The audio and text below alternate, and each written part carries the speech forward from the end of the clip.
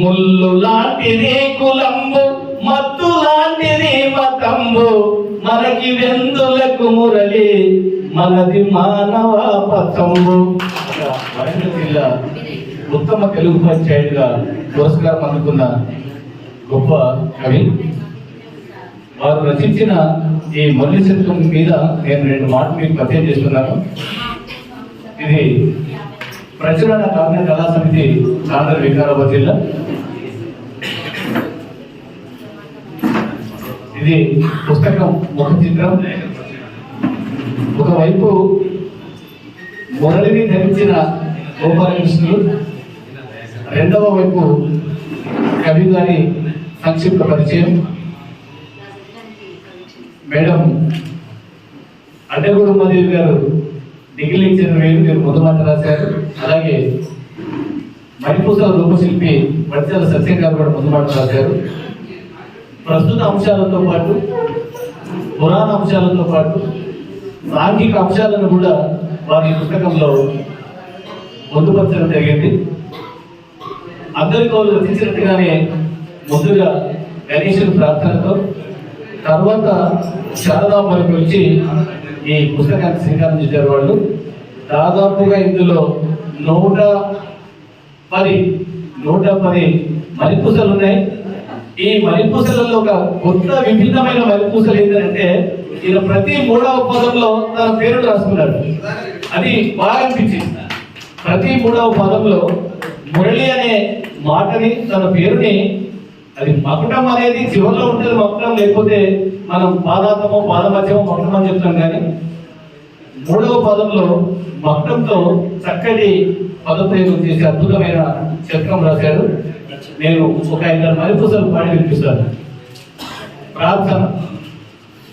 శ్రీకరమగు గణేశ మనసు నిండ మహేశ, శ్రీకరమగు గణేశ మనసు నిండ మహేశ, నీ దీవెనలను మురళి కోరెలను వెంకటేశ అని గణపతిని ప్రార్థించి శారదాంబ మధ్యలో కలిసి మనిషికి తోడుండాలంటాడు. అది ఎట్లా ఉండాలి? తీగకు కావాలి తోడు, మనిషికి కావాలి తోడు, తీగకు కావాలి తోడు, మనిషికి కావాలి తోడు, లోకములో ఓ మురళి నీకు నీవే బలం చూడు. ఎన్ని ఉన్నా నీ ఆత్మస్థైర్యమే విన్నా నీ బలమే గొప్పదెత్తాడు. అలాగే ప్రకృతిని దృష్టిలో పెట్టుకొని ఈ రియల్ ఎస్టేట్ వ్యాపారం వచ్చిన తర్వాత చెట్లు మాయమవుతున్నాయనే బాధతో, కొట్టకు ఎప్పుడు చెట్లు తెచ్చుకోకు అగచాట్లు, చెప్పింది విను మురళి చెట్లతో తొలగును పాటలు. చెట్లు తొలగించి ప్లాస్టిక్ పెడుతున్నారు. అట్లా ప్లాస్టిక్ మీద, పర్యావరణం మీద, కుల మతాల మీద, ముల్లు లాంటిది కులంబు, మత్తు లాంటిది మతంబు, మనకి వెందులకు మురళి, మనది మానవ పతంబు. ఒక అద్భుతమైన హ్యుమానిటీ, మానవత్వాన్ని ఇందులో స్పృశించాడు. ఈ మణిపూస ఇంతకుముందే మా వడ్చాల సత్యనారాయణ వార్త పెద్ద చూసిన నేను, మేఘం గుండె కలిగింది అన్నప్పుడు నాకు సినారి గారి ప్రపంచ పోతలు గుర్తొస్తాయి. గుర్తొచ్చినాయి.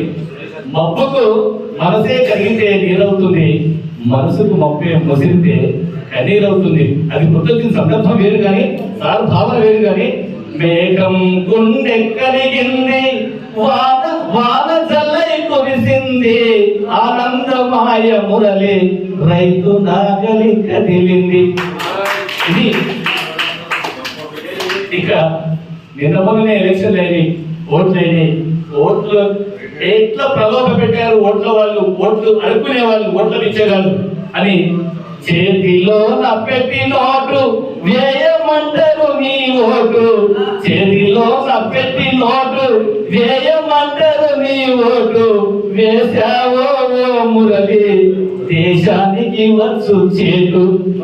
ఇట్లా చాలా అంశాల మీద అద్భుతంగా మణిపూస రాశారు. ఇక గర్వం మనిషిని ఎంత దిగజారుస్తుందో మనం మన రాజకీయాల్లో కూడా చూసినాం. అన్ని తెలుసనే గర్వము, ధనమున్నదనే దర్పము, కర్మ కాలితే మురళి తిరగబడతాయి సర్వము. ఇక ఉపాధ్యాయుడు కాబట్టి విద్య మీద, బడి మీద, అమ్మ మీద ఖచ్చితంగా ఆ రాయాల్సిందే. విద్యను నేర్పేది బడి, భక్తిని నేర్పేది గుడి, అన్ని నేర్పును మురళి, లోకములో అమ్మ ఒడి. అమ్మను గురించి అద్భుతమైన మనిపూస. ఇక మనిషిని నిజాలు అబద్ధాలు ఎట్లా ఉంటాయని చెప్తారు ఇక్కడ. విన్నవన్నీ వాస్తవాలు, కన్నవన్నీ వాస్తవాలు, కాలేవు కథ మురళి, అబద్ధాలు వాస్తవాలు. విన్నయన్ని కథయని నిజాలు కాలేవు అంటాడు.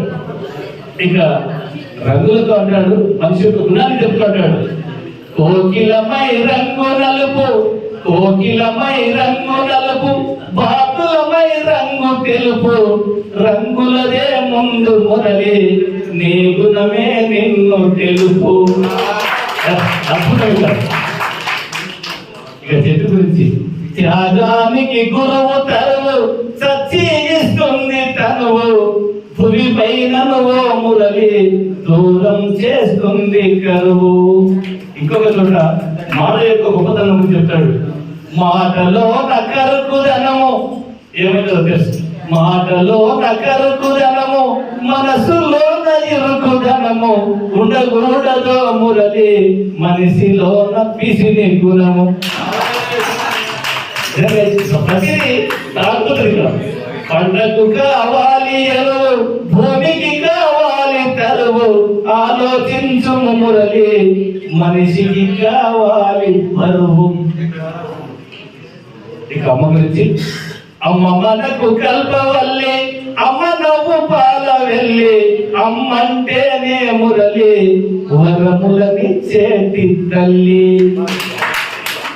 ఇక నోరు జాగ్రత్త ఎట్లుంటది.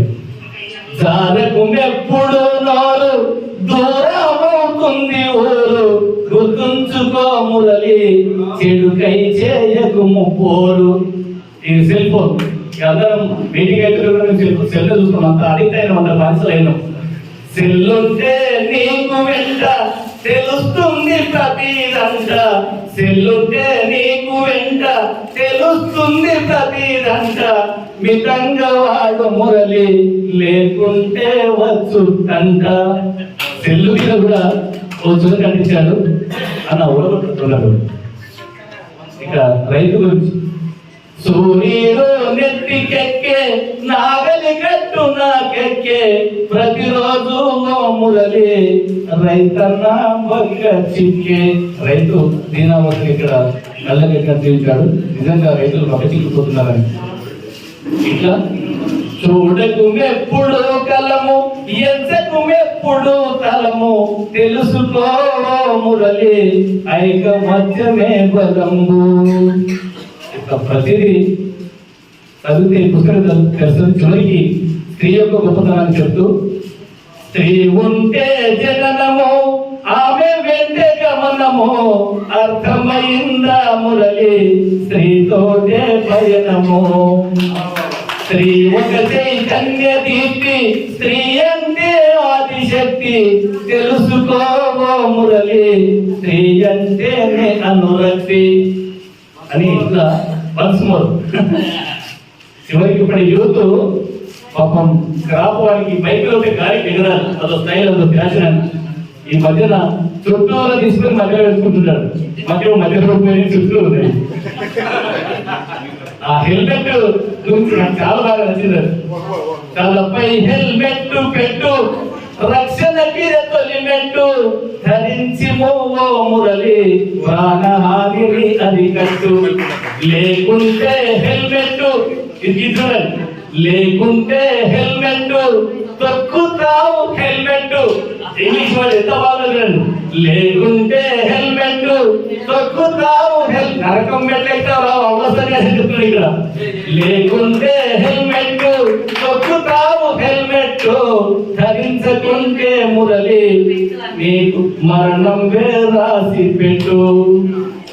చివరికి తనకు మణిపూసల ప్రక్రియ రాయడం పత్రికలో రాయడం నేర్పిన వడిచల్ల గారిని కూడా అద్భుతంగా వారి గురించి ఇక్కడ 2 మణిపూసలు పేర్కొన్నాడు. అమ్మ ఇచ్చే ప్రోత్సాహంబు భార్య ఇచ్చే ప్రోత్సాహంబు. మేడం మిమ్మల్ని కూడా రాసిన ఎక్కడ మేడం?